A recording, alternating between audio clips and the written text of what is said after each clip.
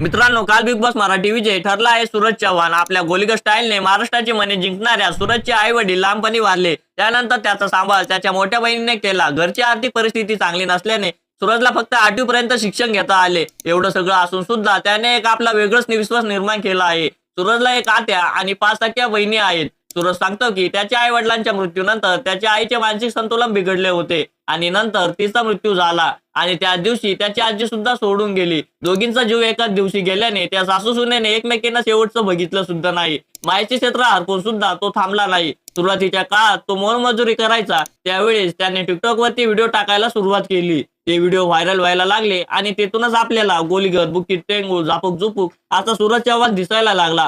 सूरज मूळचा बारामती जिल्ह्याचा मुळवे या गावाचा आहे आणि गावकडच्या पोराने गरिबी आर्थिक असू शकते, परंतु विचार मात्र श्रीमंत असायला पाहिजे हे अख्ख्या महाराष्ट्राला शिकून गेला आणि त्याच महाराष्ट्राने आज त्याला श्रीमंत केलं.